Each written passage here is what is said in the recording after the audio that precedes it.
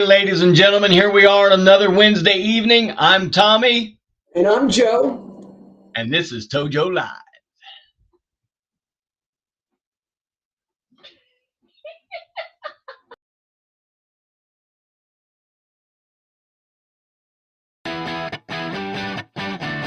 Welcome to ToJo Live.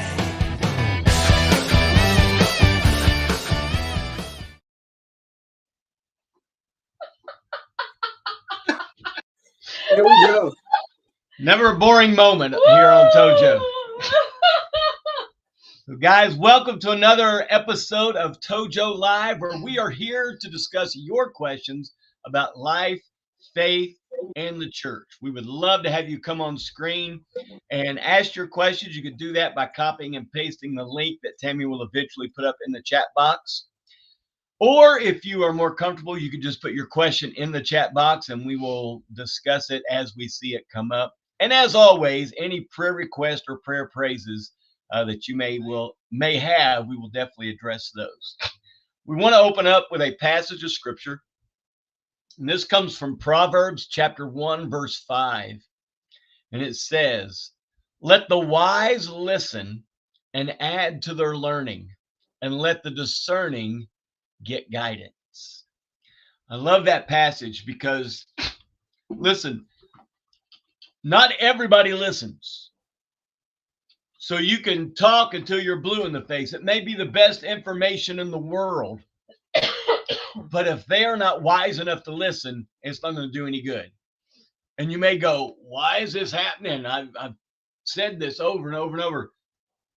People who are wise are ready to listen, and it adds to their learning. Now, the flip side of that is to make sure that you are also being wise in listening and adding to your learning. Never get to the place where you go, you know what? I already know that. Because that's the person who doesn't know anything. The person who says, I already know that, they don't know anything. And they have an insecurity about them that they don't feel like they can learn anything from anybody else. I tell you what, I think it was John Maxwell who said, there is nobody that you cannot learn from. I don't care if you've got a PhD in physics and you're talking to somebody who did not finish the 3rd grade. There's something you can learn from them. So listen. If you want them to listen to you, you got to listen to them. But let the wise listen and add to their learning, and let the discerning get guidance. You want to become smarter, be wise enough to listen. Is that a way to shut up and listen? There's all kinds of jokes there, but I'm not going to go to any of them. They could incriminate me. Here's a quote from Dietrich Bonhoeffer. He says, being a Christian is less about cautiously avoiding sin than about courageously and actively doing God's will. That is a powerful quote, because sometimes we think that Christianity is about just avoiding sin. All right, give me a list of sins, and so I know I shouldn't do these and all this. And really, it's more about following God in the direction that he is leading you. It's about staying on that path that he has laid out for you. The actual sin is when we get off of that path. And there are different things that will sometimes get us off of that path. But we're not to walk through life cautiously going, oops, that's a sin. Oops, that's a sin. Oops, that's a sin. Courageously say, this is Jesus. I am following him regardless. And if I mess up and I fall down, I'm just going to get back up, repent, and continue to follow him. I think that's more of what Christianity is about. Dietrich Bonhoeffer, there is a movie coming out. I think it comes out the 22nd of this month. It's based on his life. If you're not familiar with Dietrich Bonhoeffer, he wrote a book many years ago called The Cost of Discipleship. One of the things that he emphasizes in that book is that grace is free, but it is not cheap. It cost Jesus his very life. It's free to us. We do not have to earn it. But just because it's free doesn't mean it's cheap. It was very expensive, and it cost Jesus his very life. Another quote that I like by Dietrich Bonhoeffer is, when Jesus calls us to follow him, he doesn't call us to a picnic. He calls us to a crucifixion. Mm. That is powerful stuff. I have read The Cost of Discipleship. I read it several years ago. It might be worth reading again sometime. But Dietrich Bonhoeffer was a minister in Germany during the time of Hitler's rule in Germany. And oftentimes, as we should, we talk about the atrocities that Hitler and the Nazis brought upon the Jewish people. And it's horrible. And that needs to be a part of our history. We need to talk about that. We need to never forget what happened there. Unfortunately, there's another part of that history that we seldom ever hear, and that is the persecution of Christians, unless the church became what Hitler wanted it to become. And what Hitler wanted it to become was a church that was loyal to him and to the Nazi regime instead of being loyal to Jesus.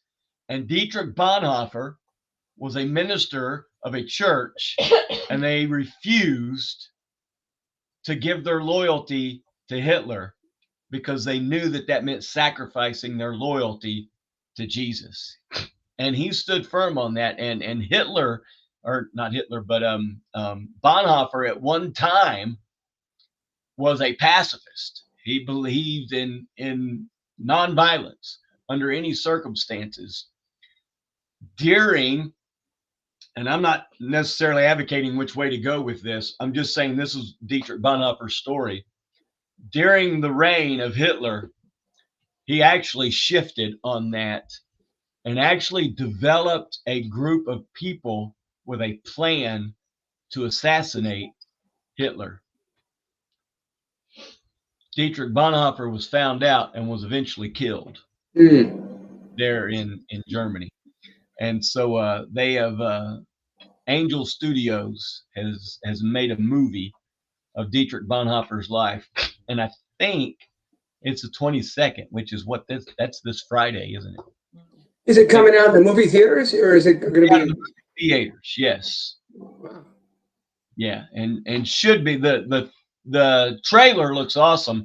I wanted to play it, but it's got music in the background, copyrighted music, and I'm not sure we could play it without Facebook kicking us out. So we're not playing it. But if you go to YouTube and put in Dietrich Bonhoeffer movie, the trailer will come up. And now make sure it's the modern movie. I think there's been other like cheaper budget movies made in the past, but this is a full budget movie that's going to be in most theaters throughout the country.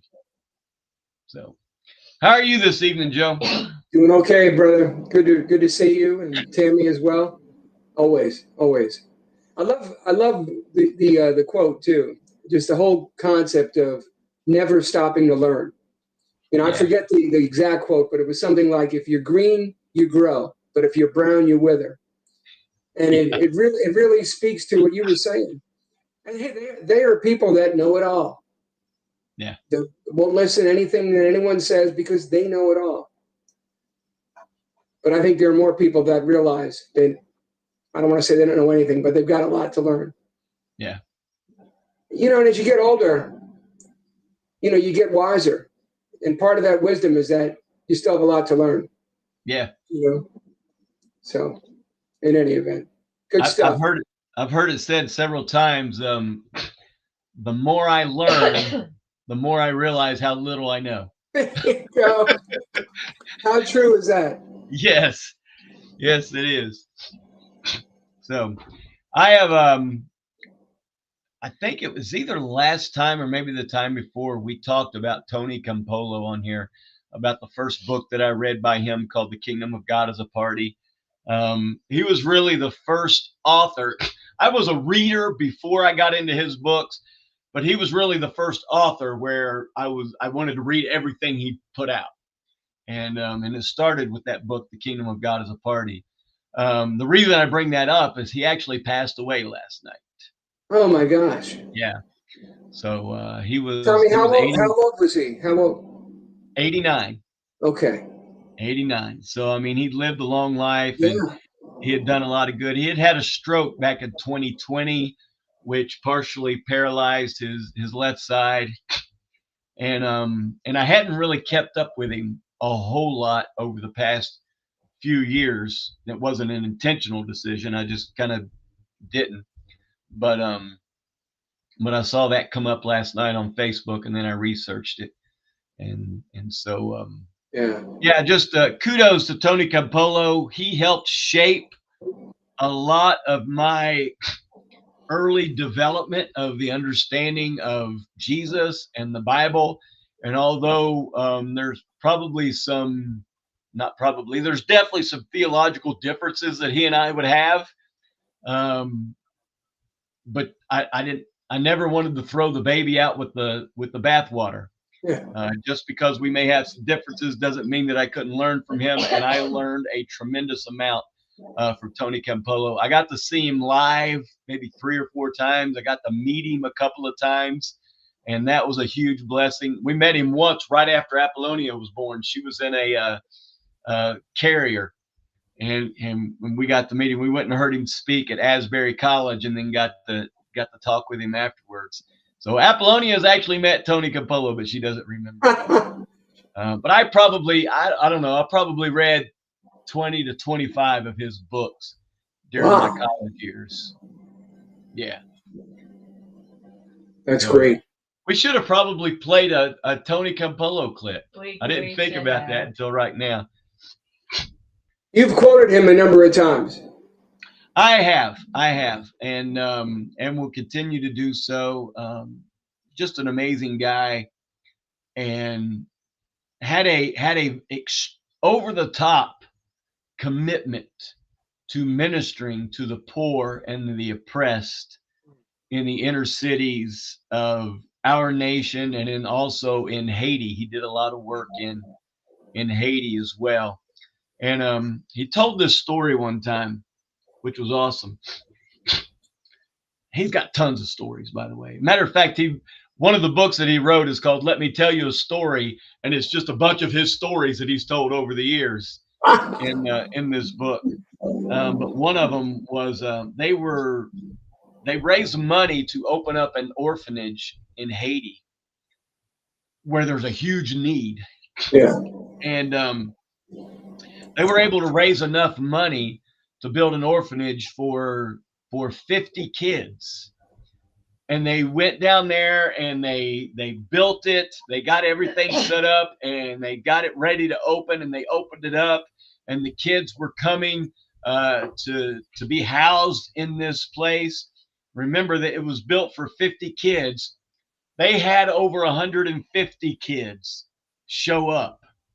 And he said, even though they were celebrating the fact that they had opened this up for 50 kids, they had to deal with the disappointment of having to turn over 100 kids away because they just did not have the facilities to be able to take care of them. And as they went through the agonizing process of choosing which kids were going to be able to stay and which kids were not, which I couldn't even imagine going through that process. And then at the end of that, the other kids were left, and they started just singing worship songs. And one of the songs they began to sing was, "God is so good. God is so good. God is so good. He's so good to me." And Tony Campolo said in that moment, he got very angry. And one of the things I love about Tony Campolo is his complete honesty. He said he got very angry at God. And he began to think to himself, God, you're not good. If you were good, you would have provided for all of these kids. Instead, you only provided for 50 of these kids. You're not good. And he said it was in that moment that he felt the whisper of God say, Tony, these 100 kids are not being turned away because I'm not good. They're being turned away because you're not good. And Tony Campolo said in that moment, in his anger, he had to admit, that's true. That's true. God is a good God. There's a lot of pain and suffering and agony that goes on in this world. Part of it is just because of the world that we live in, but another part of it is because, for the most part, we are not good, at least not in a complete sense. And wow, that story just amazed me. With all the good that we do, and we do a lot of good, we're still not good in the measurement of what is good about God. Yeah. If the benchmark is God or Jesus, we're always going to fall short. Yeah. No doubt. That's a great story. That's a great story. Yeah. I loved how you quoted him when someone asked Jesus what was the most important commandment. Yeah. I'll let you repeat it. Yeah. Love people, nothing else matters. I mean, just net it out, Tony. I mean, yeah. And he did. Yeah. So be in prayer for the Campolo family. His wife, Peggy, I think is still alive. He's got a daughter named Lisa. He's got a son named Bart. Like the Simpsons. Like the Simpsons. Bart and Lisa. Family, and Tammy's cracking up in the back, and I'm like, what's so funny? No, sorry. It's funny because back in maybe 2001, 2002, something like that, a guy named Mark Pinsky wrote a book called The Gospel According to the Simpsons, which is a cool book, by the way. Some people have referred to the Simpsons as the most religious family on TV. And what they mean by that is most TV shows just completely ignore church and God and all of that stuff. Even though the Simpsons were probably very hypocritical in their showing, I guess, of religion, it at least did show that church was a part of their life. And oftentimes they went to church and they would talk about, religious subjects and stuff like that from time to time. And so some people has referred to them as the most religious family on television.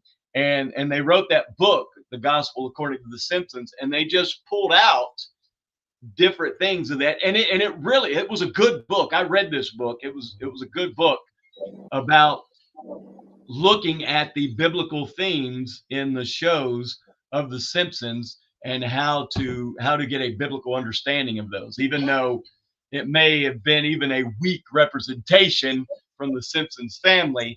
At least it brought it to our attention. And the reason I mention that is because Tony Campolo wrote the foreword to that book. He knows Mark Pinsky, and he wrote the foreword to that book. And in that foreword, he mentioned the fact, he said, some people says that he looks like Homer Simpson. And he says it makes it even worse when you realize that my kids are named Bart and Lisa. That's great. He had a great sense of humor, is a great guy, and he's going to be missed. I bet. Hey, by the way, Mark Hendricks is online. Hey, Mark. He says hi, Tony. Mark, good to see you on here, my friend. And I see, let's see, Francesca and Karen are on as well. Tammy, I can't see anyone else, but I see them. Good to see you guys on here. I think Ruth is on as well. So that's great. Who is? Ruth Ragusa? Ruth Ragusa. She's been on before, though, right? I don't remember. Seems like she has, but maybe I've got the name. Thanks for joining us. Absolutely. We also have an announcement. We talked last time about changing the format or scheduling or something about ToJo. And what we are going to do as of right now, and we took your input for that. There's Ruth Metcalf is on here as well. She's from Kentucky.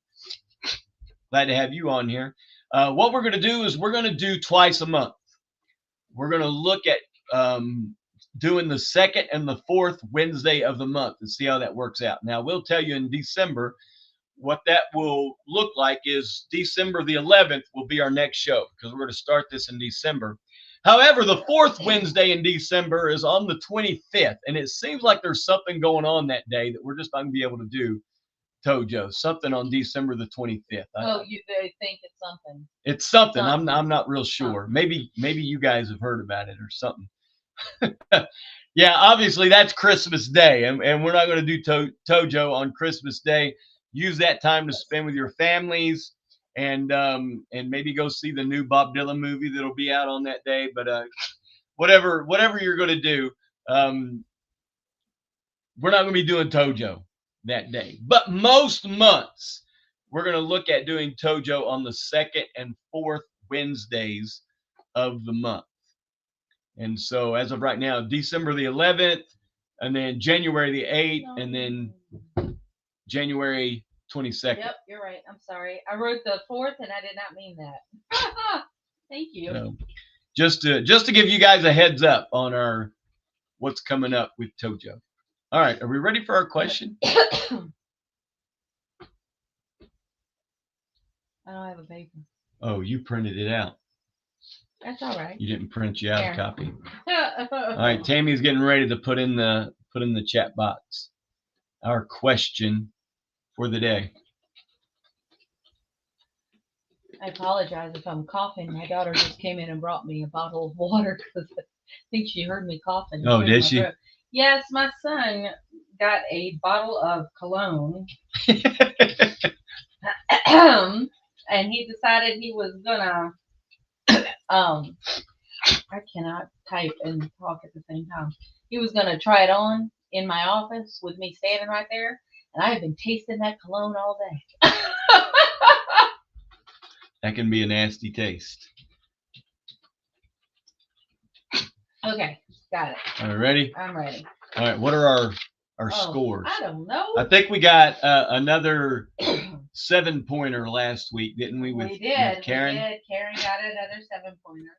So we have a lot of people down. But hold on. How many do we have that have gotten 7 this year, and how many do they have each? 5. There are 5 different people that have hit 7. Yep. Marianne and Vinny hit it once. Christine has hit it once, and Karen has hit it 3 times. Karen is the woman to beat. Karen is the woman to beat. And with only today and 2 weeks from today coming up, it looks like Karen may be the big winner for the year of 2024. Yep. In 2025, we will start all over. Right now, we stand at Joan with 3, Christine with 4, Mark Hendricks with 4, Cecil with Arvin with 6, and that's all that's on the board. Everybody else has got 0s or 1s. So Karen is definitely one for the year. There's no way anybody can catch up with Karen. Yep. So Karen, you win a prize. We don't know what it is yet, but we'll give it to you. Christine's close. She won 1 set of 7, and then she's got 4 right now. But there's still no way she could win this year. No. So congratulations, Karen and Francesca. You have clinched the winner of the 2024 ToJo Trivia Extravaganza. Really? Man, I wish I had like some sort of like a special effect. Yeah, we could do like fireworks or something on here, how's this? There you go. Snowflake. Snowflake. Silver bell. That's all I got. Tammy and I, we were at a conference this week, this past weekend. It was Thursday, Friday, Saturday, and Sunday. And if you're familiar with Tony Robbins, his signature event, he doesn't even call them conferences, he calls them events. is called Unleash the Power Within. And we were there for 4 days. The first day, Tony Robbins started talking at 11:45 that morning, and he did not stop. And when I say he did not stop, there were no bathroom breaks, there were no food breaks. Fortunately, we had some snacks in our bag, but they weren't significant snacks. They were just tide me over snacks. So we were spent by the end of the day. But he went from 11:45 that morning to 12:45 that night. I mean, like after midnight, 12:45, not 12:45 afternoon, 12:45 after midnight. And then, and he talked that whole time, except with a few times. If you've ever been to a Tony Robbins event, you know, there's a lot of music and jumping up and down and dancing. And so they would play music and the dancers would come out on the stage and we would jump up and down for a few minutes. And then he would go right back into talking. He did this Wow. for that 13 straight hours. And the cool thing is, he never lost our attention. Never lost our attention. It was amazing. Is he telling stories, or I mean, what? He's teaching Stories, strategies. He does these things called interventions with people in the audience. He did a couple of those where he just kind of coached individuals and walked them through that. One of those took about an hour of that. Yeah. And then he goes through these practices of helping you get into a positive state. You do these physiological stances and kind of a make your move type of thing to get in there. And he goes through all of that stuff throughout the process. It's not just sitting down and listening to somebody talk for 13 hours. It truly is an experience. I mean, you are up and down and up and down. My legs were sore by the end of the night. My arms were sore from going like this. And that was just the first day. That was just the first day. 4 days long. 4 days long. I lost weight over the 4 days. Tommy, tell us how many people were there. You shared with that before. There were somewhere between 12 and 13,000 people. Wow. Live. We had how many more thousand that were 7,000. online? 7,000 more online that were there. Incredible. On a big screen. Yeah, cool. They were up on a big screen. So that was day one, 13 hours. What was day two like? Day two was a little easier. We had 2 breaks, one 10-minute break and 1 hour break. And it ended around Yeah. Joe's laughing at that like that's better. better than nothing. And that ended around 10 that night? 10 or 10:30. What time did it start? Like 11 again or 12? No, it started at 8:30. I think it started at 9. I think it was like 10 or 10:30. Was it? Something that morning. So 8:30 about 12 hours. 10 at night. Wow. But we had different speakers that day too. It wasn't just Tony talking. We had different speakers come in. All the other days we had different speakers. He spoke a lot on the 3rd day, but he didn't speak the whole time. Right. How were the other speakers? Were they good? Oh yeah, they were good. I mean, they weren't Tony good, but they were good. Yeah. There aren't many speakers that are Tony good. No, I know he's in a league all of his own. And then that's amazing. I was going to say it's amazing that someone could speak for 13 hours. Yeah, and hold he has been doing this since the 80s, and he has actually almost destroyed his vocal cords. He a few years ago he had just his throat just started burning, and he went to the doctor, and they X-rayed his throat and everything down through this area. And the doctor asked him, it says, when you do these seminars, how long do you speak? And he says, well, I speak around 12 to 13 hours a day for 4 days straight. And I do that, however many times a year, several times a year. And he said the doctor laughed. And he said, no, I'm serious. How much of that is talking? And Tony Robbins says, it's all. In the beginning, I think he did all of the talking. He didn't have a whole lot of guest speakers. And And the doctor was just amazed. He said, "There's no way somebody could do that. It's impossible." But then he went on to describe, as they investigated this whole process, they said that most people's vocal cords are about as thick as your lips. Tony Robbins' vocal cords are about as thick as a piece of paper. He has worn them down where they're about as thick as a piece of paper, and he has literally destroyed his voice box. When he speaks, it's actually coming from down inside his diaphragm. Now, it's not where most people speak from. How did it sound? It sounded okay. His voice is rough. Okay. It's not so rough that you have trouble understanding him. But if you listen to something of his from the 90s, yeah, and you listen to him now, you could tell a significant difference in his voice. Right. And that's the reason he doesn't do all the speaking now, too. He has to rest his voice. That second day, he didn't speak at all. He spoke a lot on the third day, and then the fourth day, he didn't speak at all either. Still a lot of high energy, though, when he speaks? Still a lot of high energy. Yeah, absolutely. I mean, he brings his all when he comes. He doesn't shortchange you. He gives you everything he's got. And he even told us he had just been in Mexico the week before and had drank something or eaten something that messed up his digestive system. And he said, so if I just disappear for a few minutes out of the blue up here, know that I'll be right back. I got to go to the bathroom. He said, if you've ever heard of Montezuma's Revenge. Yeah, it's real. It is real. Yeah. I'll vouch for that. So it's pretty amazing. And that first day after he spoke for 13 hours, we then went on what is called a fire walk. And that is something that's a part of his program. It's kind of a signature part of his program, where in order to break through your fears, you literally take off your shoes and you walk barefooted over these hot coals. And it's about 12 feet long. And so that's optional, right? You don't have to. It is optional. You don't have to do it. And he pointed that out. He goes, "We're not making anybody to do this." But then he emphasized, how significant it was.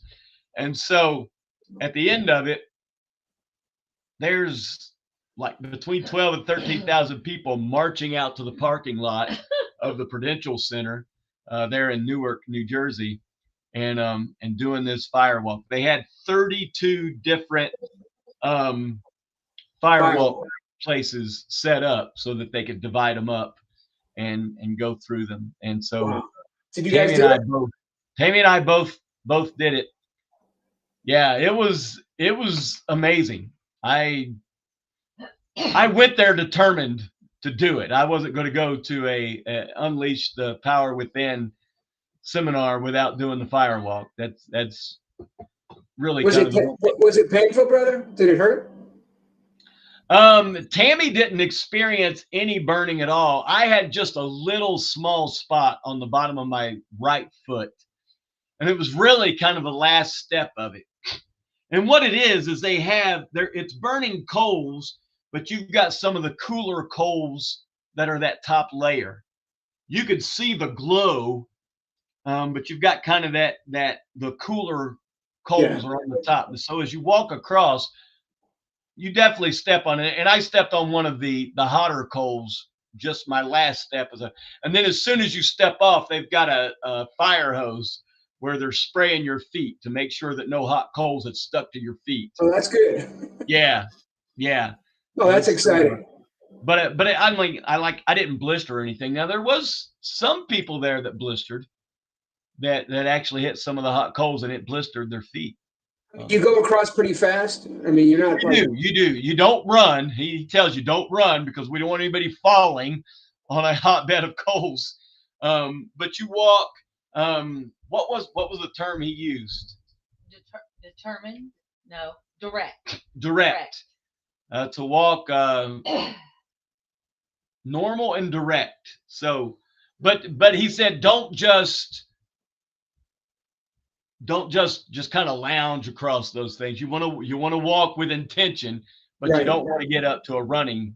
Yeah. What percentage of the audience you think did it? Did half of them do it? Did most of them do it? Or I would say 95% or more did. Whoa!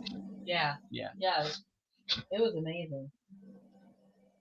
That's awesome. And it's funny because some people refer to the whole Tony Robbins thing as a cult.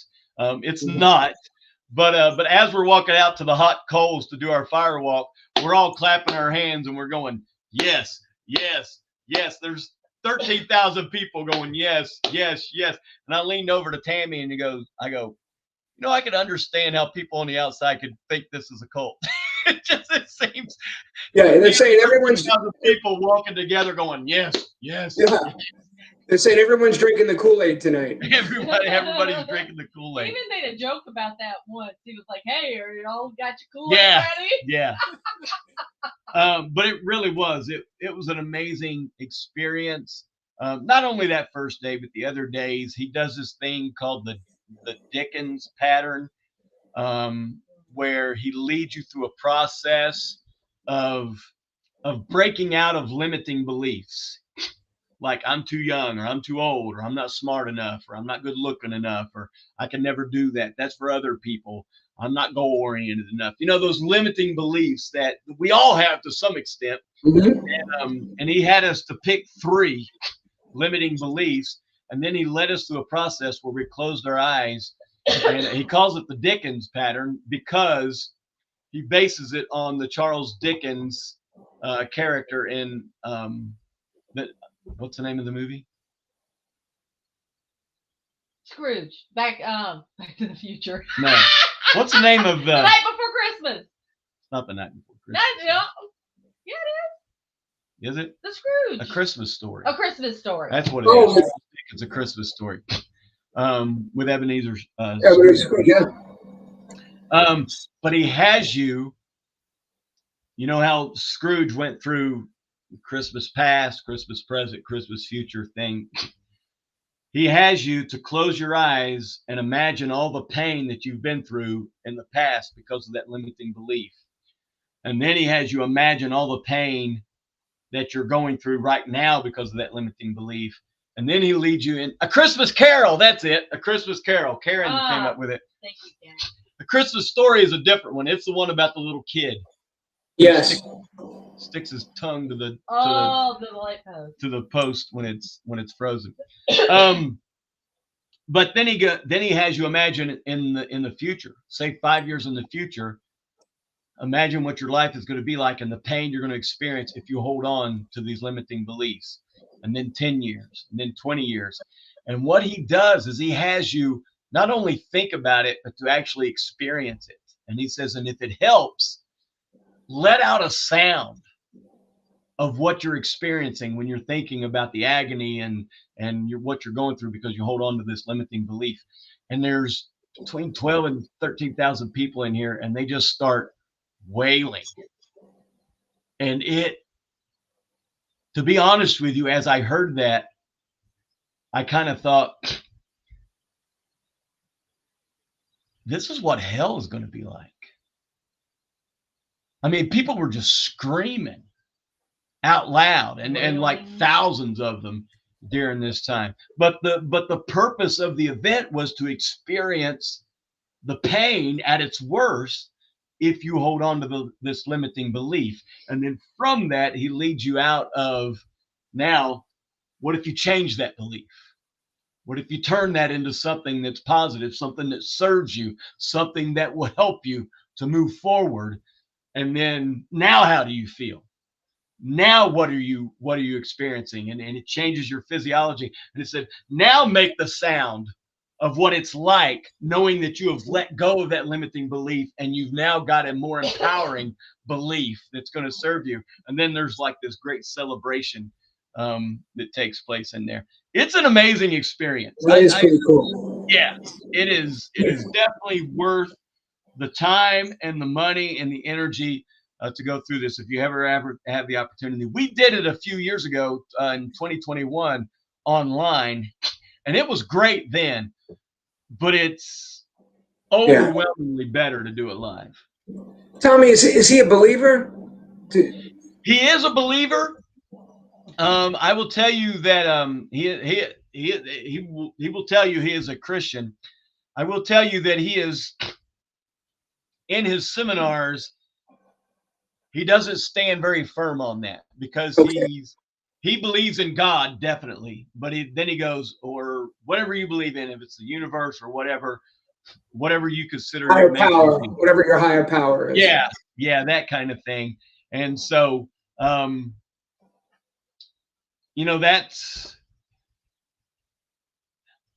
I understand why he's doing that, because he wants to appeal to a larger crowd.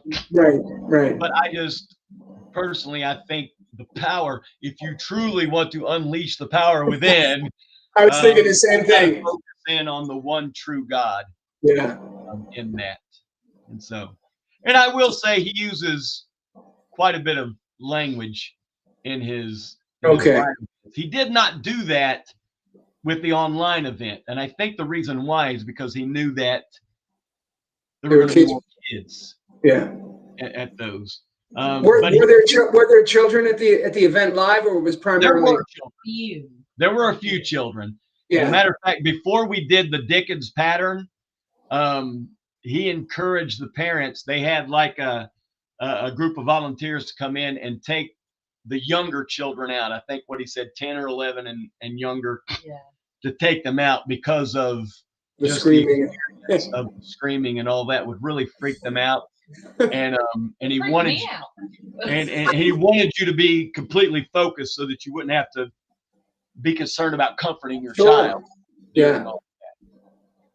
So excellent. Wow. What an experience. It was amazing. It was.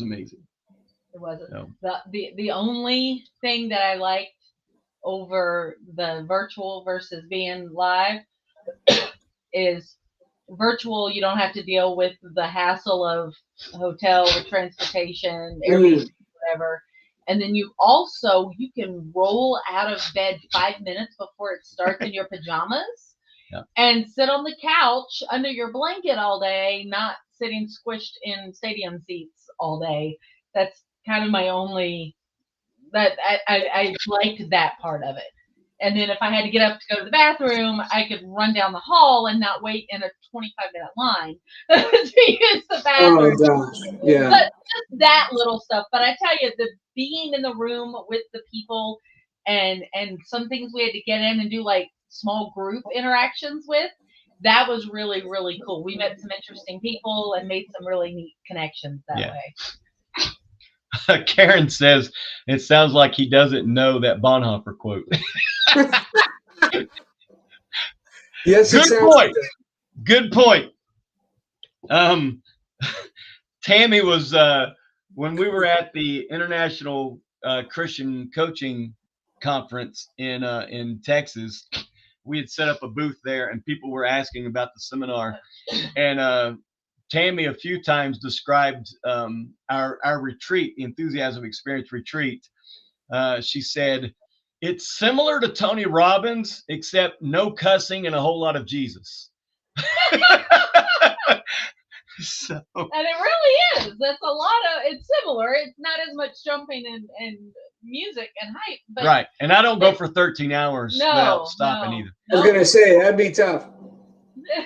We have lunch breaks and dinner breaks, and I'm usually done by 9 o'clock in the evening with ours. Yeah. So that's wonderful. All right. Wow, we talked about that a lot longer than I intended to. I have the trivia question ready. Oh, we haven't asked the trivia question yet. No, you were waiting for me to type. Here's the trivia question. Yes, I forgot. I waited for Tammy to type it in. What is the name of the island where John wrote the book of Revelation?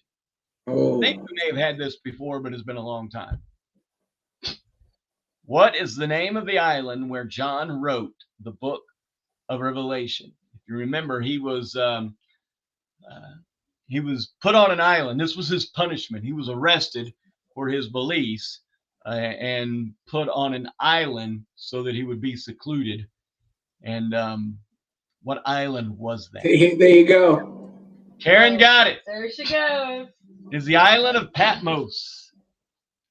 The island of Patmos. And that's where he was when he had that revelation and wrote it down. And so that's where the book of Revelation comes from, is from the island of Patmos. Here you go, Karen. Starting on your 4th round of 7. Karen's starting her, but she's not going to get the 7 before the next year. Nah. No. All right. Good job. Congratulations, Karen and Francesca. All right. Hey, we were in the middle of talking about a question last time when we actually ran out of time. And the question was, why do some churches thrive while others die?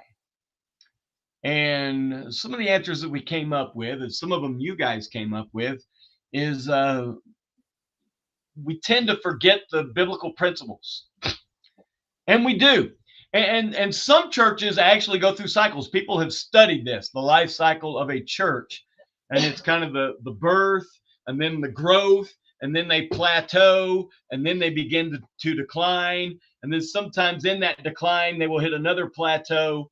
And then they're kind of in a crisis stage. Are they going to kind of reignite and begin to grow again? Or are they going to again continue that downward trend and eventually, close up and die? And I forget what it was, but there's so many thousand churches that close every year. And you guys have heard me use the illustration that John Maxwell used when he first went out to Skyline Wesleyan Church in San Diego, and he held up a book that was written like 50 years before that. This would have been in the 90s, I think, when he went to Skyline, maybe the 80s. But this book was written like 50 years earlier, and it was called The 10 Largest Churches in America. And he said the interesting thing about these 10 largest churches in America is that none of them are one of the 10 largest churches in America today, and 4 of them no longer even exist. They've closed the doors. They've died. And so what happens? What happens with a church that at one time was just exploding, and then all of a sudden they hit a plateau, and then they begin to decline, and then they hit another plateau, and because they don't make adjustments, they continue the decline from there.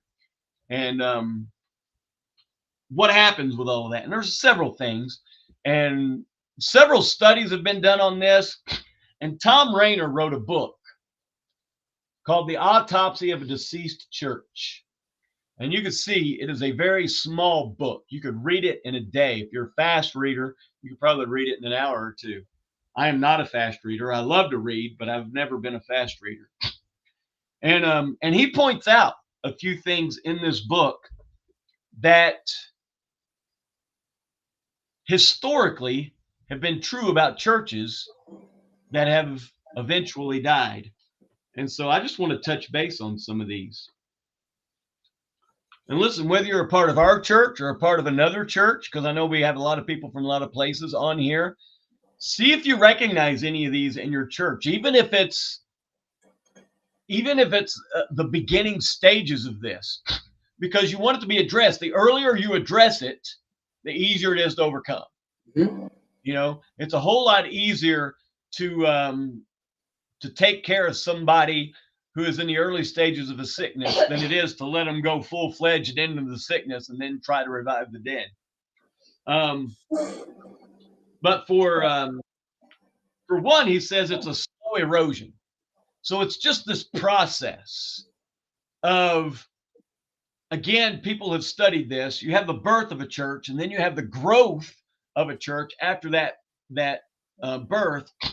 And then it begins to plateau, and then it just kind of slowly. And what happens is they get comfortable. When you start a church, you don't get comfortable because there's nothing comfortable about starting a new church. You don't have a building, so you got to rent a building.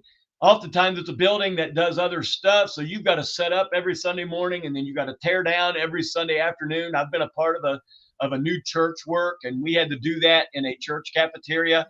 We'd have to bring all the the chairs out. We'd have to bring all the sound equipment in, and we would set that up for a couple of hours each Sunday morning. And then we would have church. And then after church was over, we'd have to take all that back down and take down the music and the sound equipment and pack it back up. And somebody would take that and go put it in a storage place. And then we had a midweek service where we would have to go to a different location because we couldn't get the same location twice in a week.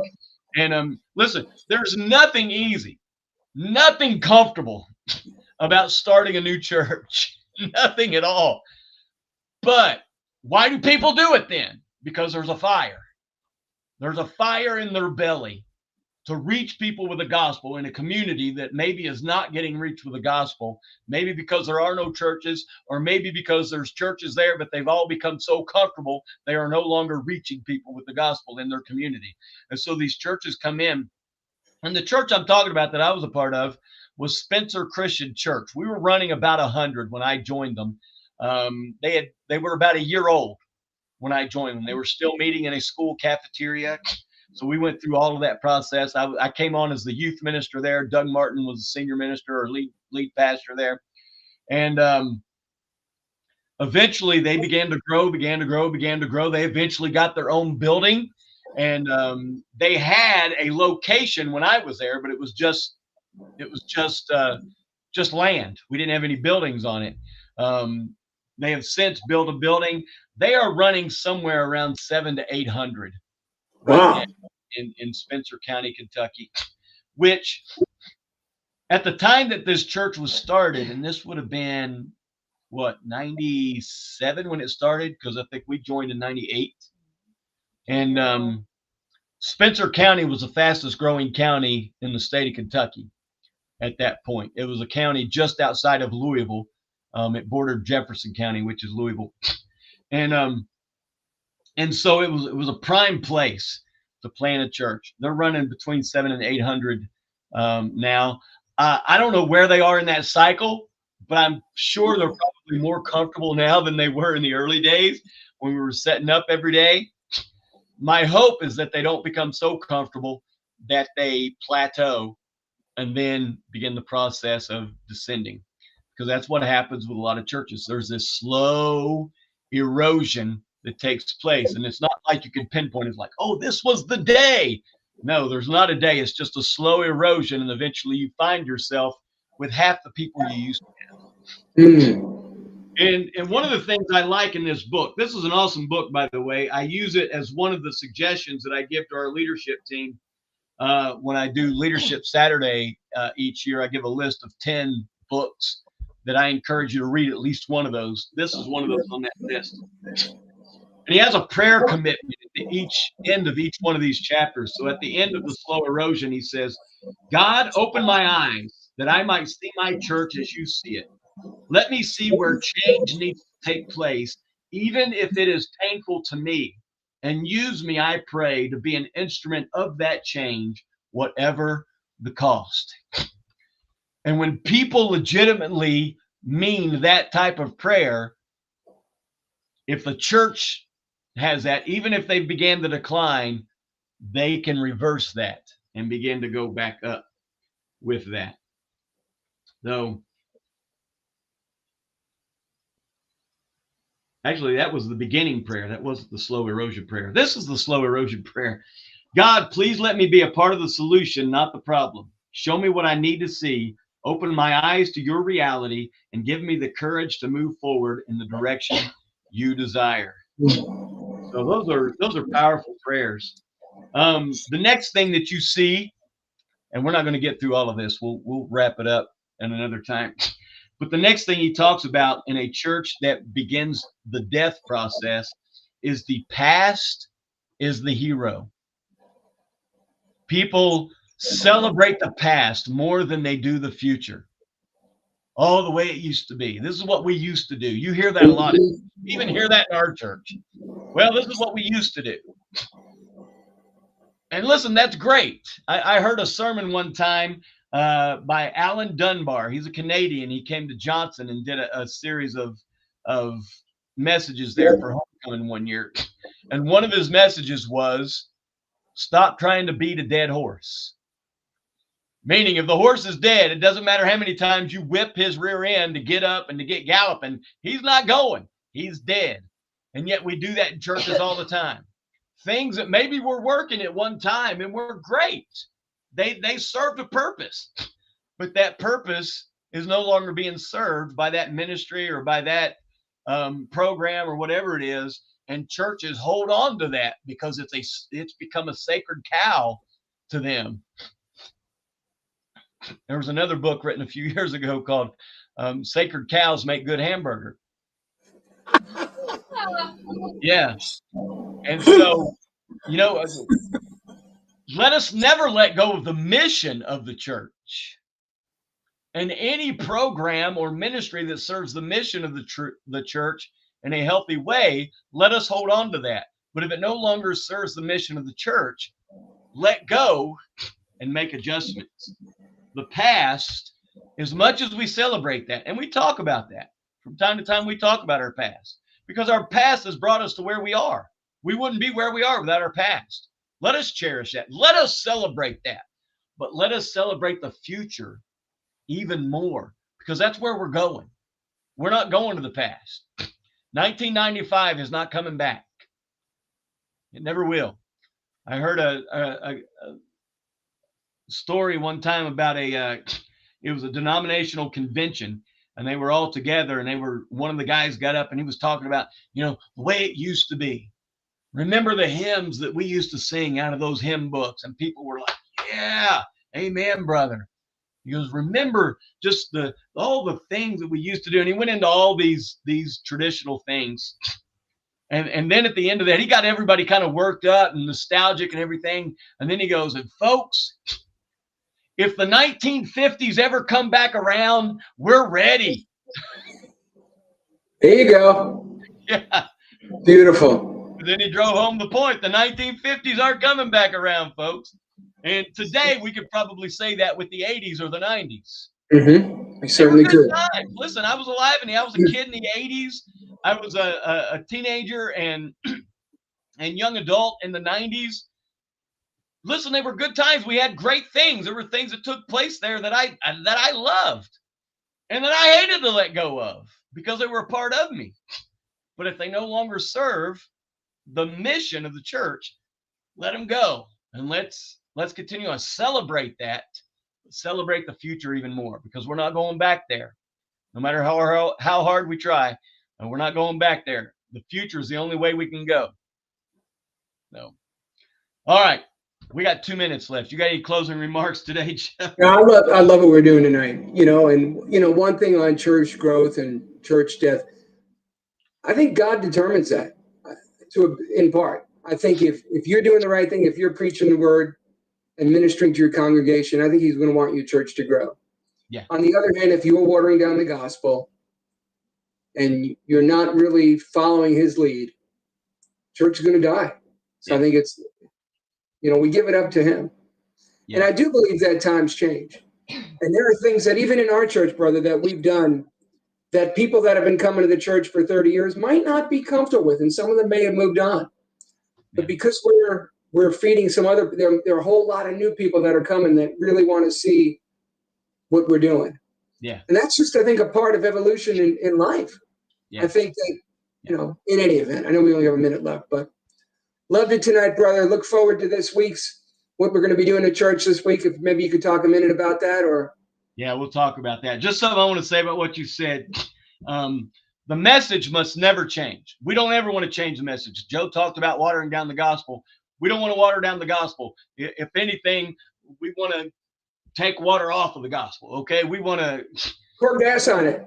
Yeah, we want it to grow. We want to be completely and thoroughly and entirely focused on the gospel of Jesus Christ, and that's what we intend to do. But the methods must always be changing.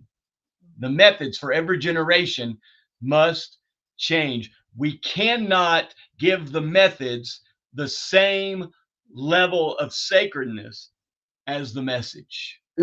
Beautiful.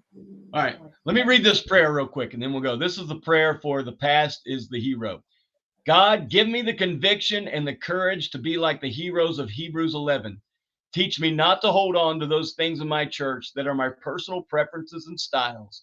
Show me not only how to let go, but where to let go so that I may heed your commands more closely. All right. Hey guys, Beautiful. this Sunday we are doing a summary of the year created for a purpose. Joe and I both are going to be up front. We're going to be talking about some of the things that we covered during the year. So we're going to do that before we head into our Christmas season, which will begin the following week. So hope you could be there with us, either online or in the building. We love you guys. Have a great week.